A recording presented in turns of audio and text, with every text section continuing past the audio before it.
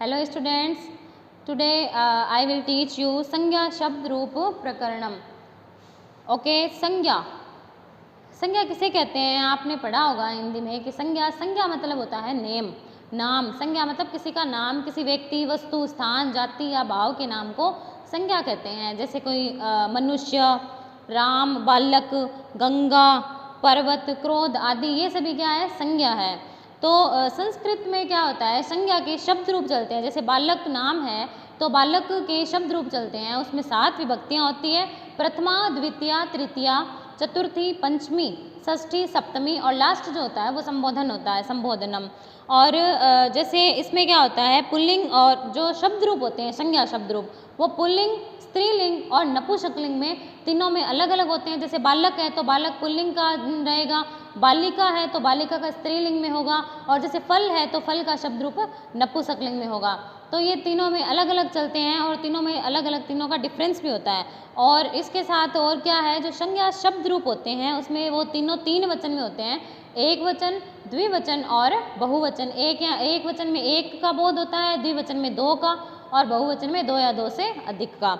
तो ये था कुछ. अब संज्ञा शब्द रूप हम पढ़ेंगे. पहले आपको कुछ लाइनें लिखनी है, वो लिखते हैं कि संज्ञा शब्द रूप पुल्लिंग में, स्त्रीलिंग में और नपुंसकलिंग में होते हैं.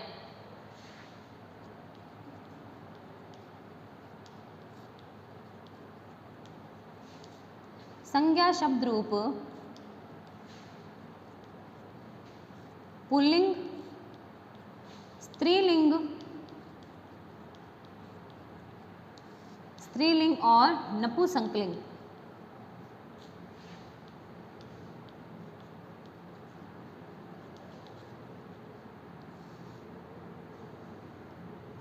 में होते हैं. संज्ञा शब्द रूप पुल्लिंग में, पुल्लिंग, स्त्रीलिंग और नपुंसकलिंग में होते हैं. नेक्स्ट लाइन आपको लिखनी है: सभी संज्ञा शब्द 3 वचन में प्रयुक्त होते हैं. सभी संज्ञा शब्द रूप 3 वचन में प्रयुक्त होते हैं. कौन से वचन होते हैं? एक वचन, एक वचन. सभी संज्ञा शब्द रूप 3 वचन में प्रयुक्त होते हैं. एक वचन. नेक्स्ट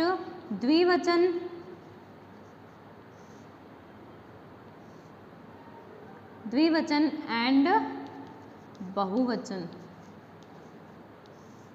3 जो वचन होते हैं तीनों में आते हैं: एक वचन, द्विवचन और बहुवचन. इसके साथ में आपको एक लाइन और लिखनी है कि जिस शब्द में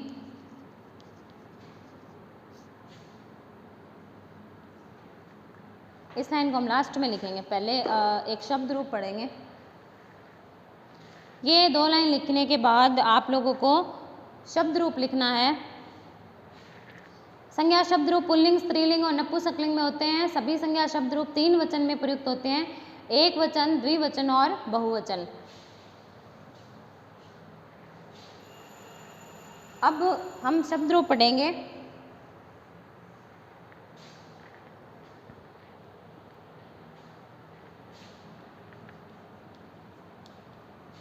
अकारांत पुल्लिंग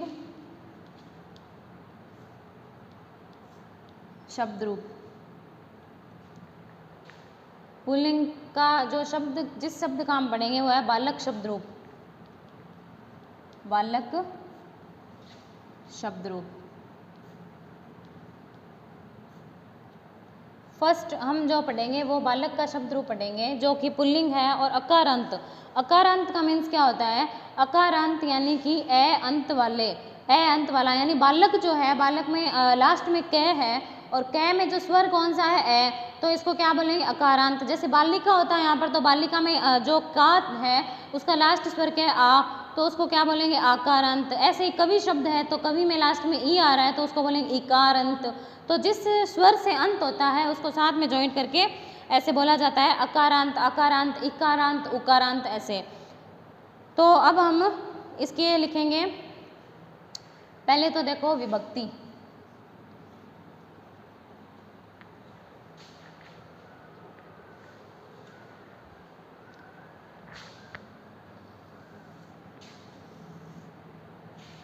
वचन,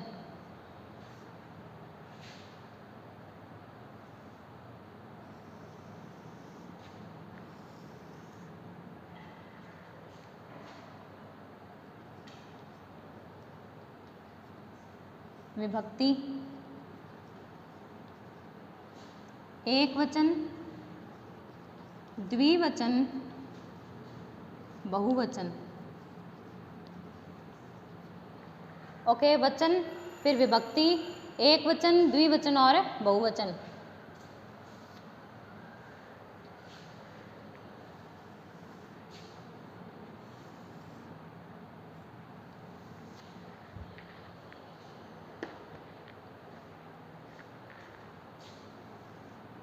प्रथमा,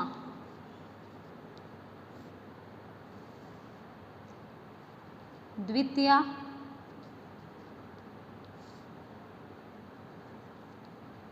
तृतीया, चतुर्थी,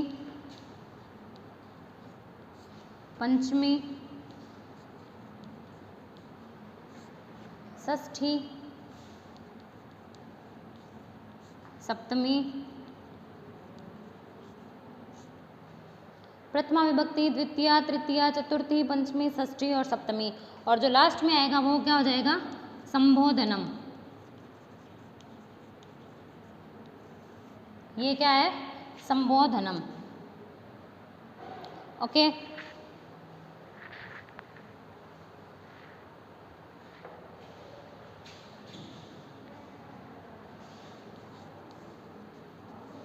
द्वितीया।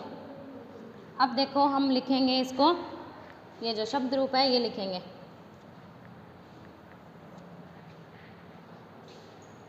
प्रथमा विभक्ति एक वचन में बालक का क्या हो जाएगा? बालक है, बालक है। द्विवचन में प्रथमा विभक्ति में होगा बालकौ, बालक है, बालकौ। और बहुवचन में क्या हो जाएगा? बालका है।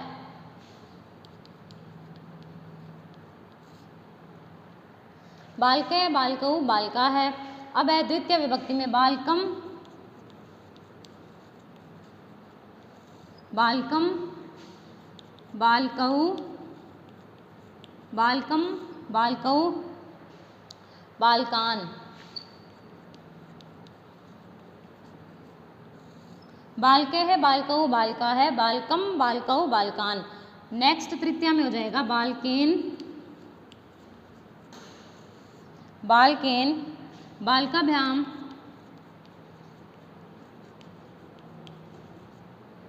बालकेन, बालकाभ्याम, बालकई।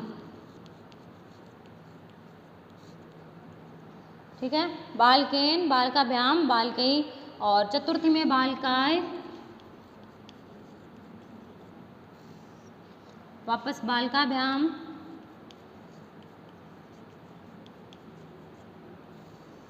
बालकाय, बालकाभ्याम, बालकेभ्य।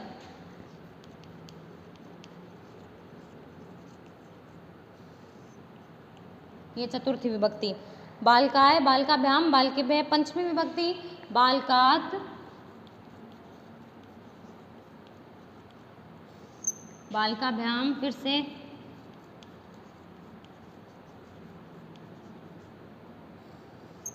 बालकात, बालकाभ्याम, और यहाँ पर भी वापस आएगा बालकेभ्य,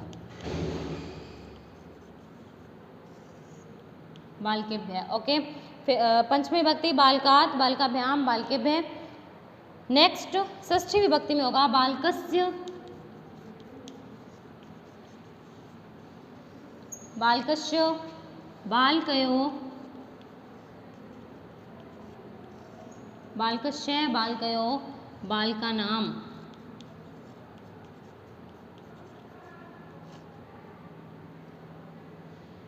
बालकस्य षष्ठी विभक्ति बालकस्य, बालकयो, बालकानाम। सप्तमी विभक्ति बालके, बालके, बालकयो, बालके, बालकयो, बालकेषु।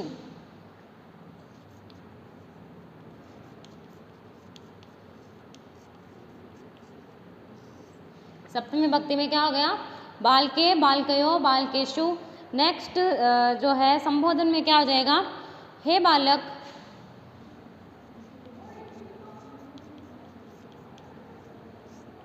फिर ये एक्सक्लेमेटरी मार्क जो हे बालक, हे बालको,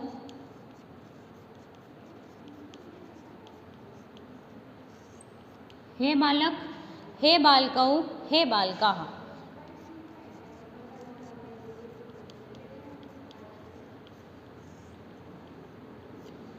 हे बालकाः, लास्ट में ये भी लगेगा।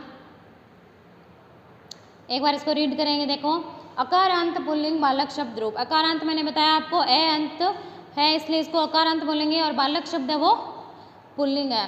तो देखो, वचन एक वचन, द्विवचन और ये बहुवचन।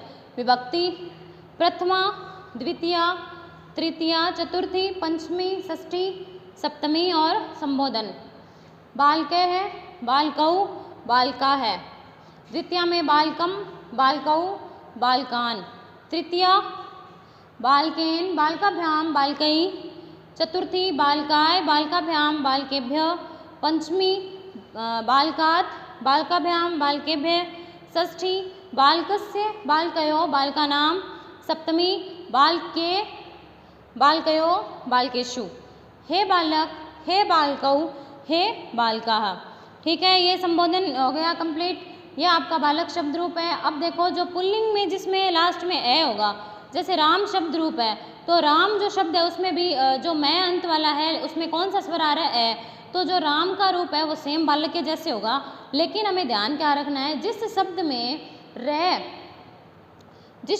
रे और री की जो मात्रा होती है, री जो स्वर है, री और शय षटकोण वाला, जिसमें ये आते हैं, उसमें जिस शब्द में ये मिले, जैसे राम में रे आया है, तो वहाँ पर एक तो तृतीय विभक्ति के न की जगह पे, और एक यहाँ पर षष्ठी विभक्ति के ना की जगह पर अणा हो जाता है।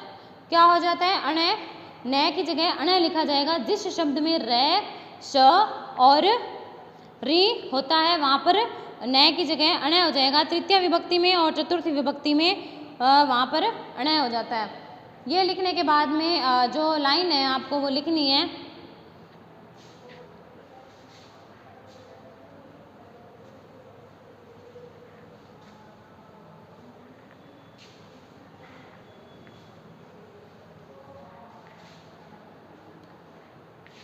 लाइन देखो, आपको ये लिखनी है, जिस शब्द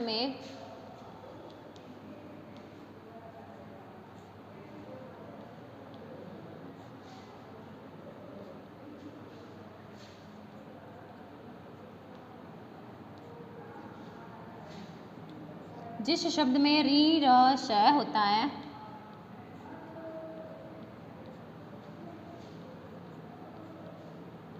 उस शब्द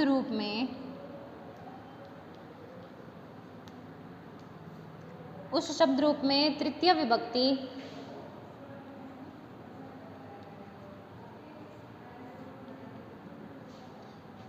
एक वचन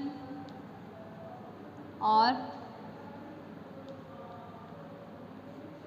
षष्ठी विभक्ति बहुवचन।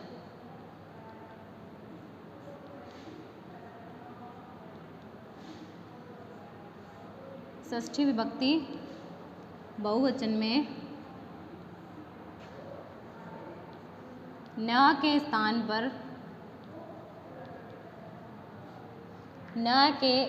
पर अणय आएगा।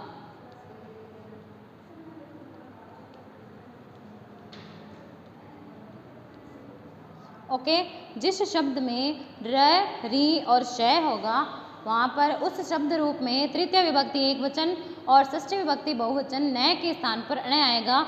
जैसे मैंने आपको एग्जाम्पल बताया राम का, तो राम जो शब्द है वहाँ पर बालकेन आया है, वैसे वहाँ पर रामेण हो जाएगा, न की जगह अणय आएगा।